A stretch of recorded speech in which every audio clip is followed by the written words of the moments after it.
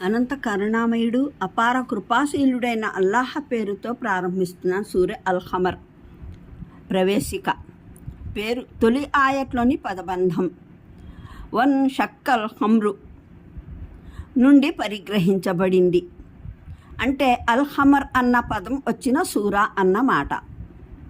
ఇందులో చంద్రగోళం శిరచ్ఛేద సంఘటన ప్రస్తావన ఉంది. దీన్ని బట్టి దీని అవతరణ కాలం నిర్ధారితమైపోతుంది. హదీసువేత్తలు, వ్యాఖ్యాతలు ఈ విషయంలో ఏకాభిప్రాయం కలిగి ఉన్నారు. ఈ సంఘటన హిజ్రత్ వలసకు దాదాపు 5 ఏళ్ల ముందు మక్కా పుణ్యపురిలో మీనా మైదానంలో సంభవించింది. ఇందులో మక్కా తిరస్కారుల్ని వారి మంకుపట్టు పట్ల హెచ్చరించడం జరిగింది. దైవ సందేశహరులు సల్లల్లాహు అలైహి వసల్లం సందేశానికి ప్రతిగా వారు మొండితనాన్ని అవలంబించేవారు. షక్కుల్ ఖమర్ చంద్రగోళ శిరచ్ఛేదం విచిత్రమైన సంఘటన. దైవ సందేశహరులు ప్రళయం వస్తుందని అందజేస్తున్న సమాచారం వాస్తవంగానే సంభవించగలదు అనడానికి ఈ విచిత్రమైన సంఘటన అతి స్పష్టమైన సూచన. అది వచ్చే సమయం దగ్గర పడింది అనడానికి ఇది సంకేతమే. చంద్రుని వంటి మహాగోళం వారి కళ్ళ ముందర చీలిపోయింది. దాని 2 ముక్కలు వేరువేరై ఎంతో దూరం వెళ్ళిపోయాయి. చూసేవారికి కొండకు ఒక వైపున ఒక ముక్క, మరోవైపున మరో ముక్క కనిపించాయి. మరుక్షణమే అవి 2 మళ్ళీ కలిసిపోయాయి.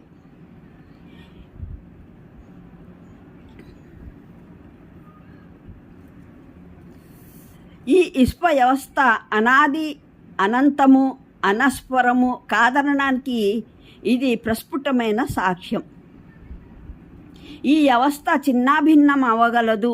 మహా గొప్ప గొప్ప నక్షత్రాలు, గ్రహాలు ముక్కచెక్కలైపోగలవు, చిందువందు కాగలవు, ఒకదానితో మరొకటి ఘర్షించుకోగలవు.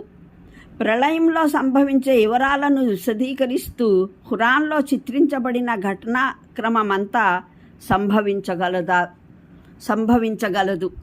అంతేకాదు ఈ ఇష్ప వ్యవస్థ చిన్నాభిన్నమైపోయే కార్యక్రమం ప్రారంభమైందన్న విషయము ఇది చాటి చెబుతోంది. ప్రళయం సంభవించనున్న ఆ సమయము అసన్నమైందని కూడా ఇది చెబుతోంది.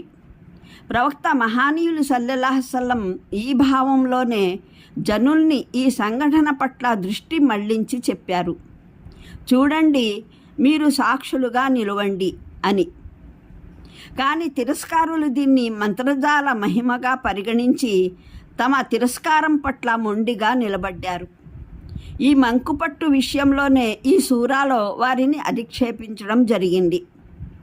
ప్రసంగాన్ని ప్రారంభిస్తూ సెలవీయబడింది. ఈ జనం బోధపరచడం ద్వారాను మాట వినరు, చరిత్ర ద్వారాను గుణపాఠం గ్రహించరు, కళ్ళతో స్పష్టమైన సూచనలు చూసి విశ్వసించరు. వీరు నమ్మటం అంటూ జరిగితే కేవలం నిజంగానే ప్రళయం సంభవించినప్పుడే సాధ్యం. అప్పుడు వీరు తమ గోరీల నుండి వెలికి వచ్చి ప్రళయదిన స్వామి వద్దకు పరిగెడుతూ ఉంటారు.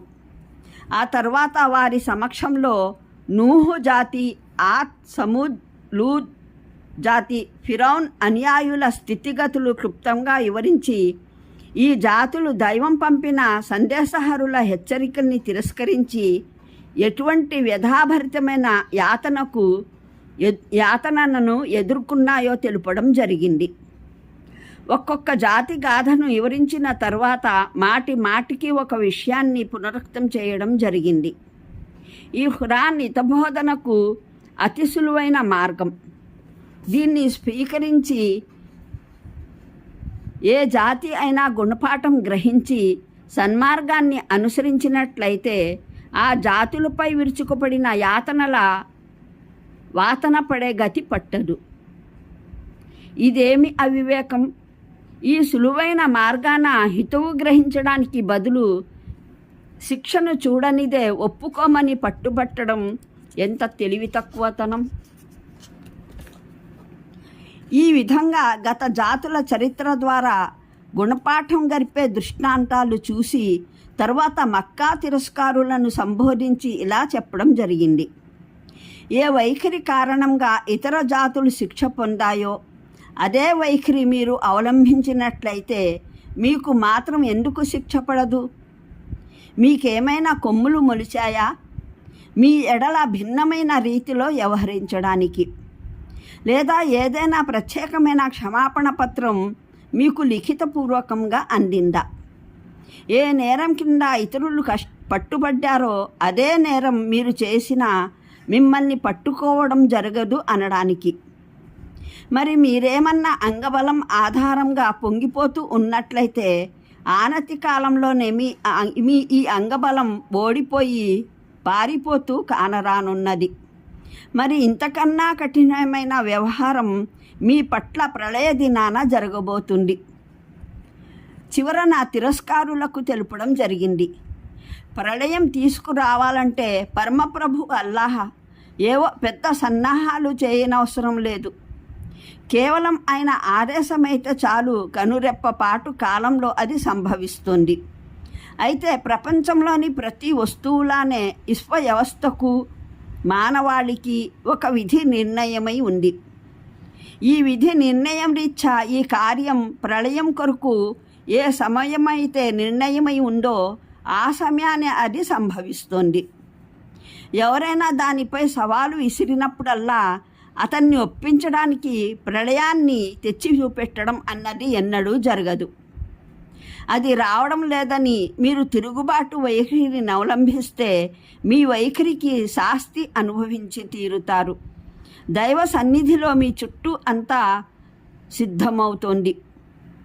అందులో మీరు చేసిన చిన్నదైనా పెద్దదైనా ఎటువంటి చేష్ట అయినా నమోదు కాకుండా ఉండిపోదు. అనంత కరుణామయుడు అపార కృపాశీలుడైన అల్లాహ్ పేరుతో ప్రారంభిస్తున్న సూర అల్-ఖమర్ ప్రవేశిక. పేరు తొలి ఆయట్లోని పదబంధం వన్ షక్కల్ హమ్రు నుండి పరిగ్రహించబడింది. అంటే అల్-ఖమర్ అన్న పదం వచ్చిన సూరా అన్న మాట. ఇందులో చంద్రగోళం శిరచ్ఛేద సంఘటన ప్రస్తావన ఉంది. దీన్ని బట్టి దీని అవతరణ కాలం నిర్ధారితమైపోతుంది. హదీసువేత్తలు వ్యాఖ్యాతలు ఈ విషయంలో ఏకాభిప్రాయం కలిగి ఉన్నారు. ఈ సంఘటన హిజ్రత్ వలసకు దాదాపు 5 ఏళ్ల ముందు మక్కా పుణ్యపురిలో మీనా మైదానంలో సంభవించింది. ఇందులో మక్కా తిరస్కారుల్ని వారి మంకుపట్టు పట్ల హెచ్చరించడం జరిగింది.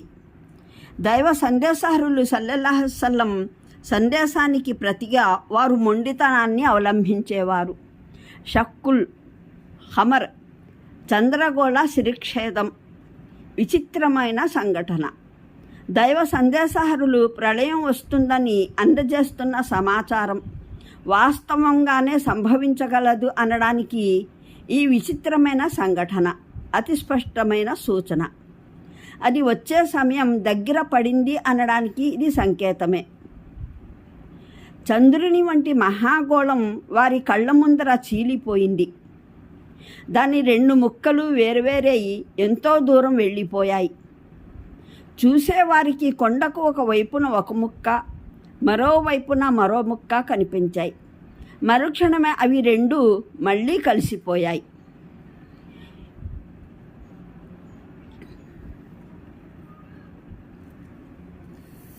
ఈ విశ్వ వ్యవస్థ అనాది అనంతము అనస్వరము కాదనడానికి ఇది ప్రస్ఫుటమైన సాక్ష్యం.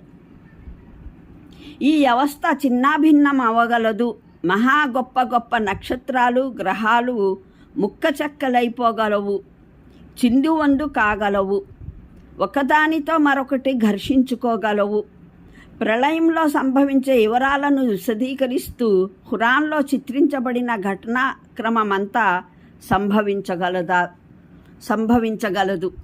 అంతేకాదు ఈ విశ్వ వ్యవస్థ చిన్నాభిన్నమైపోయే కార్యక్రమం ప్రారంభమైందన్న విషయము ఇది చాటి చెబుతోంది. ప్రళయం సంభవించనున్న ఆ సమయము అసన్నమైందని కూడా ఇది చెబుతోంది. ప్రవక్త మహానీయులు సల్లల్లాహు అలైహి వసల్లం ఈ భావంలోనే జనుల్ని ఈ సంఘటన పట్ల దృష్టి మళ్లించి చెప్పారు.